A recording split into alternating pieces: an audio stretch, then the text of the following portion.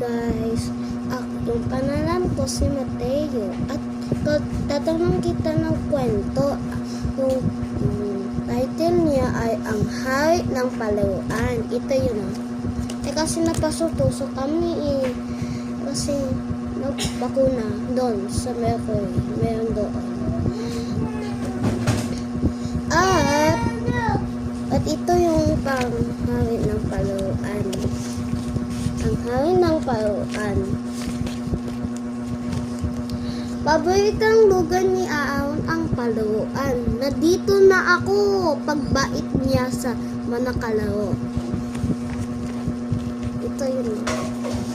Kakabait niya. At before that, hindi na sila friends. Hindi sila friends. Dito. Lahat tayo tonton. Tonton yung pangalan nito. Lahat tayo tonton, sabi niya Aaron. Sabay kuha sa bola nang hindi nagpapaalam. Dapat nagpapaalam ka sa kalaro mo or classmate.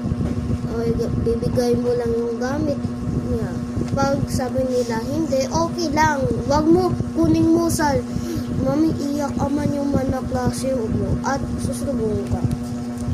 At una ako Mika, pilit niya habang tinutulog ang kalaro. So, at wag kayong mag-skip line. Kasi nagsa-skip line kasi yung mga makulit doon sa school namin. At Saturday na yun, ito, ang daya mo, Rafi, ang sigaw niya kapag siya natalo. Diba, natalo si Ives. Pero hindi nagsigaw ako, okay lang. Ang tawag lagi si Ives.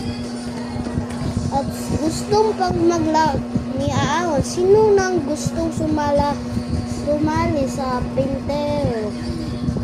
Pero walang gustong pagkikilala. Tingnan mo yung actual nila. O diba? Yan.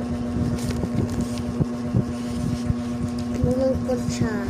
At sinisimipin niya. Kasi Jollibee at Popo.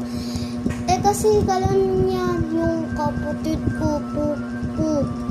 Hindi naman po yun Popo yun. Hindi ko alam si Popo ka.